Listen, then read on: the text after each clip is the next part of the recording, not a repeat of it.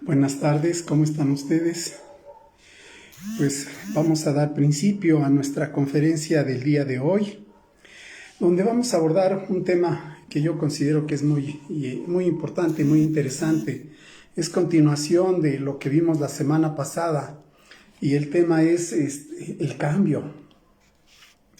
Sabemos que todo es cambio, ¿no? Filosóficamente el universo es cambio y nosotros mismos deberíamos estar inmersos en un proceso de cambio.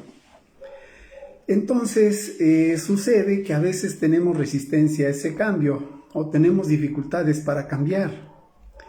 Bueno, buenas tardes, ¿cómo estás, Armando? Bienvenido.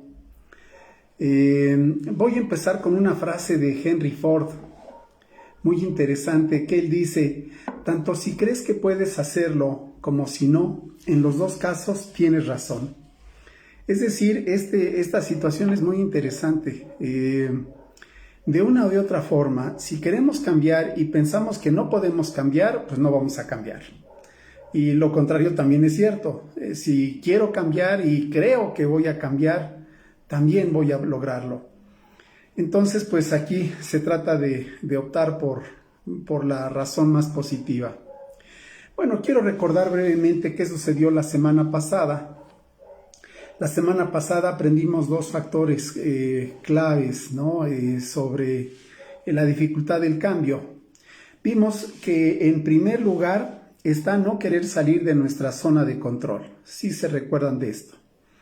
Nos cuesta trabajo salir de la comodidad.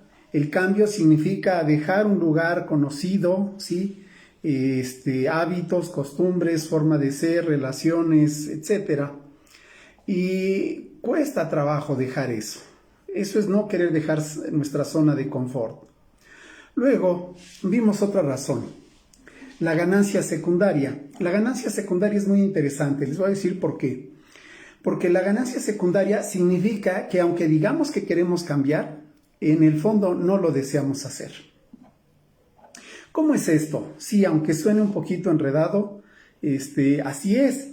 Una persona, veíamos la semana pasada, por ejemplo, puede quejarse una mujer de una relación de pareja difícil con un esposo a lo mejor abusivo, machista, pero no lo deja porque hay una ganancia. Si no lo deja, ¿quién la va a mantener?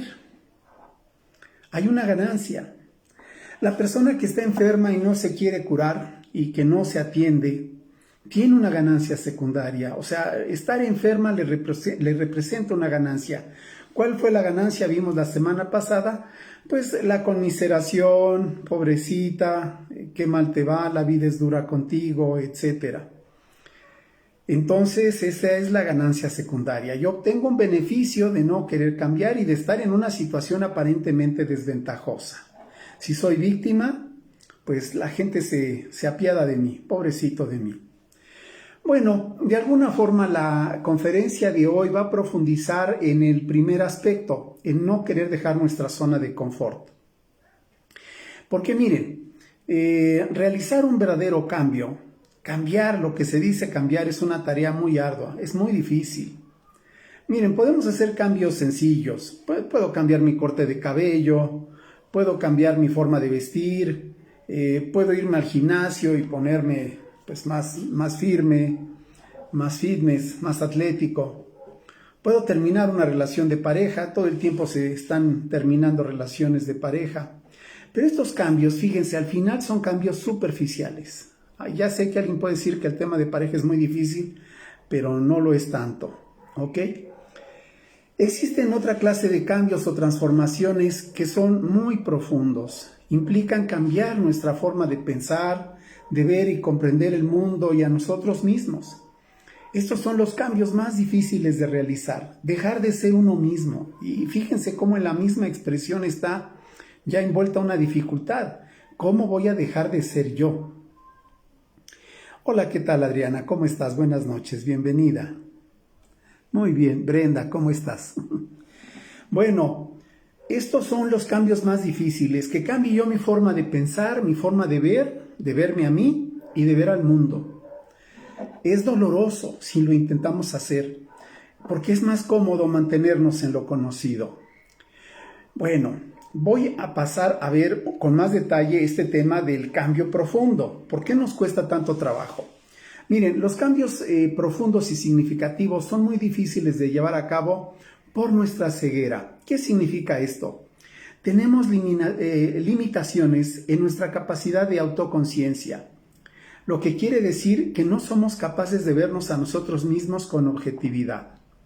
Creemos vernos a nosotros y a los demás, pero la realidad es que nuestra capacidad para vernos a nosotros mismos es limitada, para no decir muy limitada. Damos por sentado que lo que somos y lo que vemos en el mundo es real. También, o sea, yo juzgo, veo, evalúo al mundo o a otros y creo que tengo toda la razón. Pero en realidad no se trata de una visión, se trata de una interpretación. Y esto es bien importante, ¿sí? Nos cuesta mucho trabajo distinguir entre una verdad objetiva, ¿sí? Ver algo que está sucediendo objetivamente, y el otro salto a la interpretación. Lo que yo vi fue esto, ¿sí? Lo que sucede es que siempre que vemos algo lo interpretamos, y esto sucede de forma automática en nuestro cerebro. Si yo veo algo, mi cerebro busca, analiza una información semejante y coteja, compara y saca conclusiones, ¿sí? Eso es la interpretación, ¿ok? Yo he dicho muchas veces que nuestros ojos deberían de funcionar como cámaras, ¿no? Como cámaras fotográficas que registran, o cámaras de video que están registrando y dejando entrar la información, pero en realidad a veces nuestros ojos actúan como proyectores. O sea, usamos la realidad de pantalla, usamos a las personas de pantalla y proyectamos en ellos una realidad interior. Este es el punto. No quiero detenerme más porque el objetivo es otro en la charla de hoy. Pero nos vamos a dar cuenta de que esta realidad de proyección y de interpretación es muy válida. Miren, si nosotros tuvimos una infancia difícil o una historia dolorosa, nuestra visión va a estar empañada por esas experiencias dolorosas. Y no nos vamos a dar cuenta de que reaccionamos a lo que sucede con otras personas y con el mundo, ¿sí? Lo vamos a ver a través de nuestro dolor. Vamos a interpretar lo que estamos viviendo a través de nuestras heridas y experiencias pasadas. Lo que quiero decir es que nuestra visión no es objetiva, no es transparente, no es clara. Bueno, nuestra historia de vida, nuestros juicios, nuestras creencias, la sociedad, nuestras experiencias, los mandatos de nuestra familia y nuestra manera de relacionarnos actúan como lentes, creando y deformando nuestra percepción de nosotros y lo que nos rodea. Esto es lo que sucede. Miren, vamos a ver ejemplos concretos. De niño recibiste maltrato o abandono, ¿sí? ¿Qué es lo que vas a ir viendo el resto de tu vida? Maltrato y abandono, o amenazas. Vas a sentir que el mundo es hostil contigo, o que el mundo es insensible y no responde a tus necesidades. Otro ejemplo radicalmente diferente. De niño te consintieron demasiado, ¿sí? Tus padres te decían que eras el ser más hermoso e inteligente del mundo. Creces y vas por el mundo reclamando las mismas atenciones y consideraciones que te daban papá y mamá. Y eso te va a causar problemas, porque la gente no te va a ver igual de lindo y de inteligente que tus papás, ¿sí? Yo conozco personas así. Esta es una forma en que las personas se hacen narcisistas, ¿no? Papá y mamá les dijeron, eres maravilloso, y el niño crece y se cree maravilloso y la realidad lo aterriza duramente. Ok. Tercer ejemplo, creciste en una familia con carencias materiales.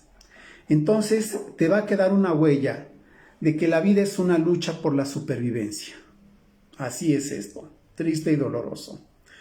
Bueno, entonces, recapitulando, los cambios más difíciles de hacer son los cambios en nuestra visión y en nuestra forma de ser.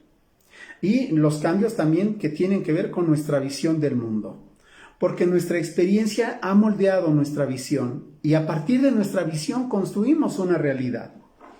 Si no cambiamos esa visión, no podemos cambiar la realidad. Es como si todo el tiempo estuviéramos recreando la realidad a partir de nuestras experiencias pasadas. A partir de nuestras vivencias pasadas, generamos recuerdos y emociones que refuerzan esta visión y nos mantenemos en un círculo vicioso, creando y recreando la misma realidad una y otra vez sin poder cambiar. Esto es lo que nos lleva entonces a una conclusión, que el primer cambio que tenemos que hacer es descubrir que lo que vemos no es más que una interpretación. Y me regreso al principio. O sea, si tú llegas a esta conclusión, la forma como me veo y veo al mundo no es más que una interpretación personal, subjetiva. Estoy proyectando en el mundo lo que me tocó vivir. A esto se refería Carl Gustav Jung, el gran psicoanalista suizo, cuando dijo: todo depende de cómo vemos las cosas y no de cómo son en realidad. Es decir, no estoy diciendo yo nada nuevo. Bueno, vamos a revisar los 3 ejemplos que dimos hace un momento a la luz de estos comentarios. Vamos a ver. En el mundo hay niños que los trataron bien y niños que los trataron mal. Si tú no fuiste tratado bien y deseas sanar esas heridas, eso requiere de trabajo comprometido en terapia, estar dispuesto a dejar tus ideas de que la vida y todo el mundo se quieren aprovechar de ti o maltratarte. ¿Estás dispuesto a dar ese primer paso y reconocer que tu perspectiva de la vida es una entre muchas y que esa además no es la mejor perspectiva? ¿Estás dispuesto a soltar tu visión y tu vida de víctima? Te consintieron mucho y te hicieron creer que eras el niño más hermoso e inteligente sobre la faz de la tierra. Segundo ejemplo. Pues bien, en primer lugar, ¿estás dispuesto a reconocer que papá y mamá se equivocaron y que no eras la criatura que ellos te dijeron que eras? En segundo lugar, ¿estás preparado a reconocer que hay chicos más listos y más hermosos que tú? ¿Se dan cuenta? Tercer ejemplo, lo revisamos. Creciste en pobreza y como víctima de la vida y sus circunstancias. ¿Ya te fijaste que hay personas que viven en abundancia, que tienen muchas amistades, que no tienen dificultades económicas? ¿Por qué no empiezas a pensar de qué formas puedes llegar tú a vivir en abundancia? Ok, como se puede ver de estos ejemplos, el primer paso para el cambio comienza en la mente. Abrir tu mente a algo nuevo. Esta es la razón por la que nos cuesta trabajo cambiar. No queremos cambiar nuestros esquemas mentales. El primer trabajo está allí, en nuestra mente. Y vamos a ver a qué tipo de personas les cuesta más trabajo el cambio. Miren, hay algo que se llama en psicología egocentrismo. El egocentrismo es la característica que define a las personas que creen que sus propias opiniones, sus ideas, su visión, sus intereses son más importantes que las de los demás, ¿ok? En este caso, la persona tiene dificultad para ver otros puntos de vista diferentes al suyo, o para abrir su mente a nuevas posibilidades, nuevas ideas o nuevas formas de ver las cosas. Una persona que es así es egocéntrica. Otros rasgos que caracterizan a la personalidad egocéntrica es esto: distorsiona la realidad. Es decir, es como si fuera una atención selectiva. Tengo buenas experiencias en la vida, las hago a un lado, porque mi papel de víctima fortalece y selecciona y magnifica las experiencias dolorosas. De manera que las buenas experiencias no cuentan. Muy poca empatía. Solo puede ver sus puntos de vista. Si tú le tratas de hacer ver que hay otras formas de ver la vida, te van a salir con un desplante a lo mejor, ¿no? Tú no sabes, tú no has sufrido. A ti no te ha tocado vivir lo que yo viví. Ok. Solo puede ver sus puntos de vista. Hipersensibilidad a la evaluación de los demás. Él no puede estar equivocado, nunca. Se compara fácilmente con los demás y siente envidia. Siguiente punto, dificultad para valorar las características personales que él posee y las de las personas de su entorno. Le falta objetividad. No se ve con claridad a ella o a él mismo y tampoco ve a los demás con claridad. Y viene otro rasgo que es muy importante, lo que se llama distorsión en la expresión verbal. Lo que él dice es correcto y perfecto, no se puede equivocar, pero distorsiona lo que dicen los demás. Es muy hábil para sacar de contexto y lo va a usar en contra de las personas, de sus interlocutores, para probar que él está en lo correcto. No puede escuchar argumentos y razones diferentes a los suyos. Esta es una persona egocéntrica. Como vemos, es una persona difícil. Pero vamos a ir un poquito más al fondo de esta persona egocéntrica. Miren, de acuerdo al psicoanálisis, una persona egocéntrica es una persona insegura, es vulnerable y se esconde detrás de esta máscara de rigidez y de saberlo todo. El egocentrismo es como un mecanismo de defensa que desarrolla una persona que en el fondo se sabe insegura y lo hace para brindarse seguridad y protección. El egocéntrico solo acepta aquellos rasgos de la realidad, ya dijimos, que encajan con su visión. Al final es como si el egocéntrico dijera, todos están mal, solamente yo estoy bien. ¿Cómo podría una persona egocéntrica estar dispuesta a cambiar? Tal vez lo podrías hacer si tú eres un egocéntrico o una egocéntrica, si primero te reconoces egocéntrico. Tal vez tu primer paso entonces sea reconocer que lo eres. Miren, esto me recuerda un poquito cómo están las dinámicas en el grupo de Alcohólicos Anónimos. Todos tenemos una idea. Así como dicen en Alcohólicos Anónimos y se presentan, mi nombre es David y soy alcohólico. Bueno, aquí lo que tendrías que hacer si te das cuenta que eres egocéntrico es presentarte y decir, soy David y soy egocéntrico. Con eso ya se introdujo un cambio. Aceptar que a lo mejor estás en una postura de egocentrismo, ¿ok? Recuerda, las personas egocéntricas son las más renuentes al cambio. Entonces, hay que ver si a ti te está costando trabajo cambiar, en qué medida eres egocéntrica, ¿ok? ¿En qué medida crees tener siempre la razón y todos están mal? Ok. Bueno, vamos a pasar a otro punto. Creo que estamos construyendo sobre bases firmes para entender este tema del cambio. Ahora vamos a ver otro punto más y es algo muy interesante y es la relación que tengo conmigo es la misma relación que tengo con el mundo. Y esto parece como una contradicción, ¿no? Por lo que dijimos del egocéntrico, pero vamos a ver que no. Sí, miren, ya dijimos, los dos tipos de cambio que nos provocan mayor resistencia es el cambio de nuestra forma de ver y relacionarnos con el mundo y la forma de vernos y relacionarnos con nosotros mismos. En realidad, estos dos aspectos, nuestra visión y nuestra relación con nosotros mismos y con el mundo, están fuertemente vinculados. Son como dos caras de una misma moneda. Como veo al mundo, me veo a mí. Como me veo a mí, es como veo al mundo. Como trato a los demás, es como me trato a mí. Como me trato a mí, es como trato a los demás. Así es, de verdad. Miren, esto lo veo yo repetidas veces con pacientes y con gente que conozco y que pues me brinca, me salta esto, ¿no? Una persona se trata con severidad, de manera desamorada, con poca consideración, ¿sí? Bueno, va a ser la misma forma en que va a tratar a los demás, con severidad y de manera poco considerada, ¿sí? Con poca apertura. También podemos ver el caso opuesto. Hay personas que confían en la vida y ven el mundo como un lugar hermoso y maravilloso con sus dificultades, pero vemos que en esencia el mundo es hermoso.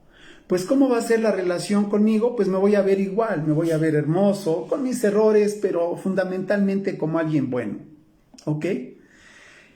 Entonces, por eso es tan importante ver este punto cuando hablamos de cambiar de una perspectiva negativa a una positiva. Nos vamos a enfrentar a poderosas resistencias y tenemos que caer en la cuenta de que estos dos aspectos van juntos, ¿sí? Si realizamos un autoexamen con apertura, con honestidad, con objetividad, vamos a descubrir a lo mejor que nosotros podemos decir, pues tengo muchas razones para desconfiar en la vida. Y el mundo es un lugar salvaje e inhóspito. Y podemos citar a lo mejor muchos ejemplos de cómo la vida ha sido mala con nosotros. ¿Ok? Esta forma de ver la vida, de ver a los demás y de ver al mundo, la habremos introyectado. ¿Sí? La habremos interiorizado y ahora es la forma como también nos vemos a nosotros. No, nunca falla, así es la situación, ¿sí? Seremos severos con los demás y nosotros seremos severos con nosotros mismos. Nosotros nos quejamos de que la vida es dura, pero nosotros somos duros, nos hicimos duros y nosotros añadimos dureza al mundo. Por eso voy a resumir todo esto que acabo de decir con una frase. Si no cambiamos, nos convertimos en aquello que rechazamos u odiamos. No falla, ¿ok? Bueno, pues esta otra parte del tema está interesante. Mi relación con el mundo es la misma relación que tengo conmigo mismo. Por eso van juntos. Este proceso de cambio va a la par. Deben de encaminarse los dos. ¿De acuerdo? Muy bien. ¿Por qué cuesta tanto el cambio? Vamos a profundizar en este tema. La razón es que cuando nos enfrentamos a un cambio de este tipo, un cambio profundo, no el cambio superficial, todo el mundo puede pagar al peluquero, a la esteticista, comprarse ropa nueva. Lo importante es cambiar algo profundo dentro de nosotros mismos. Pero cuando lo hacemos, empezamos a sentirnos atacados a nosotros mismos. Es decir, si yo digo voy a cambiar, es como si yo cuestionara lo que me define, lo que forma parte de mí. Y no nos equivocamos. O sea, curiosamente, la persona que cree de esa forma tiene razón.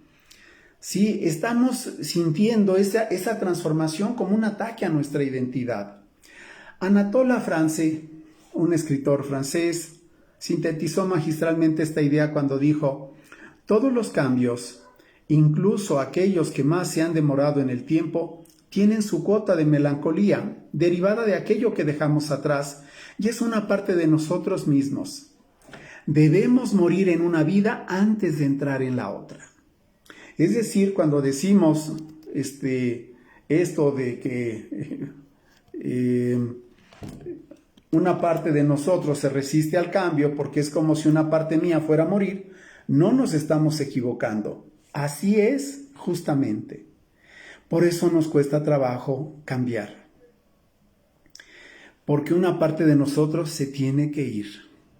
Así es. Por eso el cambio profundo se resiste uno mucho. ¿Cómo voy a dejar que una parte mía se muera? Pues así es como se dan los verdaderos cambios, las verdaderas transformaciones. ¿Ok? Bueno, ok. Cuando cambiamos, una parte de nosotros se muere. ¿Sí? Eso duele. Tenemos que reconstruir nuestra vida a partir de ese vacío y generar algo nuevo que ocupe su lugar. ¿Ok? Esto que acabamos de discutir ahorita lo vuelvo a resumir con otra frase que dice: el verdadero cambio implica una muerte de nosotros, de lo que fuimos y ya no volveremos a ser. ¿Estás dispuesta o dispuesto a dejar que una parte tuya se muera en el cambio? Bueno, vamos a hablar ahora del miedo a cambiar. Muchos podrían pensar que es maravilloso introducir cambios y asumir el control de nuestra vida, pero como hemos visto, solo los cambios superficiales no cuestan trabajo ni tienen una cuota de dolor. Pero hay otro factor más que hace difícil el cambio y este es el miedo. Sí, la naturaleza humana es tal que buscamos siempre a quién echarle la culpa si algo sale mal. Si tomamos una decisión, es muy cómodo tener a alguien enfrente para el cual echarle la basura, ¿no? Cuando no tenemos a nadie a quien echarle la culpa por una equivocación de nosotros, pues sentimos miedo. Sentimos que la carga de esa decisión es mucho peso para nuestros hombros. Hay mucha responsabilidad por medio. A lo mejor no estamos acostumbrados a asumir responsabilidades. Eso es lo que puede estar pasando. Ok, el cambio también implica aprendizaje y cometer nuevos errores. No va a haber de otra. ¿Cómo se crece? A través de los errores. ¿Y de qué se trata en este trabajo de cambio de nosotros? De eso, de cometer errores y aprender de ellos. Cuando cambiamos algo, necesitamos aprender una nueva forma de enfrentar la situación y en muchas ocasiones los aprendizajes indican caídas, errores, ¿sí? Hay un esfuerzo que hay que realizar. Y muchas personas por eso sienten pavor ante la idea de cambiar algo en sus vidas, porque no saben cómo enfrentar este nuevo aprendizaje, todo el esfuerzo que hay que hacer y temen equivocarse. Entonces, por esa razón, se abandonan y dejan que las cosas continúen tal y como han sido. Hay un refrán, ¿sí? Hay un dicho popular que dice, más vale malo por conocido que bueno por conocer. ¿Sí? ¿Lo recuerdan? Esta idea es muy paralizante, ¿sí? No podemos quedarnos en esa situación, ¿verdad?, de parálisis porque no hay cambio, ¿sí? Hay que estar dispuestos a cometer errores, hacer el esfuerzo y salir adelante. Vamos a ver 5 consejos finales sobre el cambio, para resumir el tema del cambio. Primer punto, abre tu mente. El verdadero cambio entonces necesita un nuevo marco mental. Tu mente debe de abrirse a algo nuevo. Empezamos con una idea, ¿sí? Y con esa idea nueva, esta nueva forma de vernos o de ver el mundo, a partir de eso se puede realizar un cambio, ¿sí? Lo más difícil es cambiar nuestra forma de ver las cosas y a nosotros mismos, ¿ok? Dice Albert Einstein, la mente es como un paracaídas, solo funciona si se abre, ¿ok? Les quiero contar aquí un cuento que contaba un amigo de mi papá. Mi papá tenía un amigo, profesor e ingeniero, y él contaba el cuento de los 2 hijos de un hombre que este hombre tenía, ¿no? Un hombre rico, y tenía un hijo optimista y uno pesimista. Al optimista, no importara lo que le regalara, siempre el chico iba a ver algo positivo y bueno en su regalo. Pero al negativo, el negativo siempre iba a ver algo malo en lo que se le regalara. Y como eran gemelos además, pues cumplían años el mismo día. Entonces el papá estaba pensando qué hacer con su regalo de cumpleaños y entonces decidió lo siguiente. Fíjense lo que decidió. Decidió regalarle un avión al pesimista. O sea, dijo, ¿qué regalo le puedo dar? ¿Un carro? No, se va a quedar corto. Un avión. Y al pesimista le dijo, híjole, para que no se sienta mal el optimista, que esta vez el optimista me aguante un poco. Y lo que hizo fue meter un mojón de vaca, popó de vaca, en una caja. Le envolvió para regalo y se la dio. ¿Qué sucedió cuando el optimista abrió su caja? Lo que dijo, después de ver la popó de vaca, dijo, ¿y dónde está la vaca que me regalaste, papá? ¿No? El optimista vio la popó y él ya se imaginó la vaca. Muy bien. Y el optimista, cuando el papá lo lleva a un hangar, le enseña su avión, le dice, sí, siempre lo supuse, tú quieres que yo me mate. Así es nuestra visión. ¿En cuál de las dos estás? ¿Optimista o pesimista? Abre tu mente. Ve las cosas de una nueva forma, ¿de acuerdo? Recuerda Albert Einstein, la mente es como un paracaídas que debe de abrirse para que funcione. Bueno, siguiente consejo tiene que ver con la incertidumbre, lo que quiere decir que los cambios nos van a introducir en vivir en lo desconocido. Junto con lo nuevo también debemos de aceptar una cuota de aventura, donde no es posible hacer una previsión, una planificación. Y por eso mucha gente prefiere lo conocido a una actitud de apertura a lo novedoso que está por venir. Tienes que aprender a vivir en la incertidumbre y resolver sobre la marcha. La vida es una aventura. De hecho, por más planificación que queramos o podamos hacer, la vida siempre nos va a sorprender. Ok. Siguiente punto, tercero, aceptación. La aceptación es necesaria. Se requiere de una actitud abierta a los cambios, ¿sí? Y hay variaciones, hay que improvisar sobre la marcha, hay que desarrollar nuevas respuestas sobre la marcha, ¿sí? Aceptemos primero todo lo anterior, ¿sí? La cuota de incertidumbre, abrir nuestra mente, y ahora aceptemos lo que va a venir, ¿sí? Cuarto punto, optimismo. Ya hablamos de algo de esto en el primer punto, pero ahora necesitamos abundar un poquito más en esto. Necesitamos una cuota de optimismo, que nuestra mente sea flexible, que esté abierta a lo nuevo. Sin importar lo que suceda, debemos de confiar en que algo bueno va a venir de eso. ¿De acuerdo? Este optimismo es muy necesario. Las cosas van a salir bien, no importa lo oscuro que se pueda ver el tema o la situación, se puede resolver. Por último, el quinto punto es responsabilidad. Para poder hacer cambios necesitamos esta actitud. Esos cambios que estamos hablando van a requerir de asumir responsabilidad. ¿Qué significa esto? Miren, la responsabilidad por los resultados, sin importar que sean positivos o negativos, tenemos que estar dispuestos a asumir la responsabilidad. Etimológicamente, responsabilidad significa la capacidad de responder.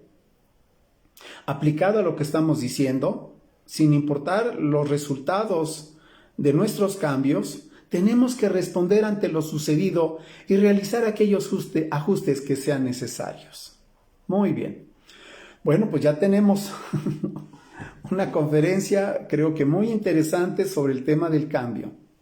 Ok, quiero terminar esta conferencia con una frase.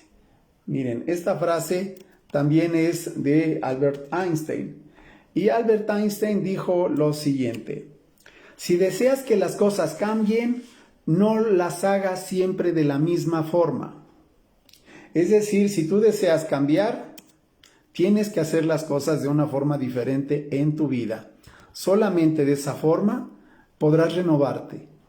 Recuerden, nosotros creamos el mundo a partir de nuestras ideas, de nuestra visión. El primer cambio que tenemos que hacer proviene de aquí adentro, ¿sí? ¿Por qué nos cuesta tanto trabajo? Porque somos ciegos. No nos damos cuenta y damos por sentado que nuestra visión es real. ¿Sí? Que lo que vemos de nosotros, lo que comprendemos de nosotros y lo que vemos de afuera es real. Y generalmente va a estar empañada por nuestra experiencia de vida. ¿Ok? Nuestra vida va a influir la forma como vemos la vida y cómo nos vemos a nosotros. Por eso el primer cambio a dar es en nuestra visión, en nuestra perspectiva del mundo y de la realidad. Recordemos, todo el tiempo estamos interpretando, no tenemos una visión objetiva de la vida. Se trata de cambiar entonces nuestra perspectiva por otra más positiva. También vimos que a los que les cuesta más trabajo, el cambio es a la persona egocéntrica, ¿sí? Que distorsiona la realidad, que siempre cree tener la razón, ¿sí? Que no toma en cuenta otras opiniones, que distorsiona, ¿sí? Lo que los demás dicen, ¿sí? Está a la defensiva, etc. ¿Sí? Y vimos que en el fondo es una persona insegura, vulnerable, y por esa razón se convierte en un sabelotodo y con toda su rigidez, ¿ok? Es como un mecanismo de defensa porque se siente con miedo. El primer paso que tenemos que dar si hemos visto que somos egocéntricos es reconocer que lo somos, ¿de acuerdo? Luego aprendimos que nuestra relación con el mundo es la misma relación que tenemos con nosotros mismos. Esto va a ser muy importante para cambiar, ¿ok? ¿Cómo ves al mundo? Es la forma como te ves. ¿Cómo tratas a la gente? Es la forma como te tratas. Date cuenta de esto. El mundo y tú son, dijimos, dos caras de una misma moneda. Muy bien. Si no cambiamos, nos convertimos en lo que odiamos. ¿Por qué cuesta tanto el cambio? Porque una parte de nosotros debe morir. Cuando hablamos de cambios profundos, una parte de nosotros va a quedar atrás y naturalmente hay algo que ahí lucha por sobrevivir. Esa parte de nosotros que se resiste al cambio. Ok. Y hay un miedo a cambiar, ¿sí? Tenemos que asumir que va a haber incertidumbre, que vamos a enfrentar nuevos aprendizajes, que tenemos que improvisar, que hay que hacer un esfuerzo, ¿sí? Por eso muy poca gente está dispuesta a hacer un cambio, porque es mejor quedarse en lo viejo y conocido que en lo nuevo. Vimos 5 consejos. Abrir nuestra mente. Recuerden la frase de Einstein del paracaídas. Tenemos que aprender a vivir en incertidumbre. La vida es incierta. Nadie tiene garantizada la vida ni lo que va a suceder al siguiente momento. Hay que aprender a vivir con eso. También aprendimos a ver que es necesaria la aceptación, optimismo, responsabilidad. La frase de Albert Einstein con la que cerramos es: si deseas hacer que las cosas cambien, no las hagas siempre de la misma forma. Es momento de empezar a crecer. Es momento de empezar a introducir cambios en nuestra vida. Vamos a confiar, vamos a hacerlo. Empecemos por cambiar nuestra visión. Analicemos cómo es nuestra visión. Eso nos queda de tarea. Estimados amigos, les agradezco mucho su atención. Los espero la siguiente semana con otra conferencia. Que pasen un excelente fin de semana. Hasta luego. Gracias.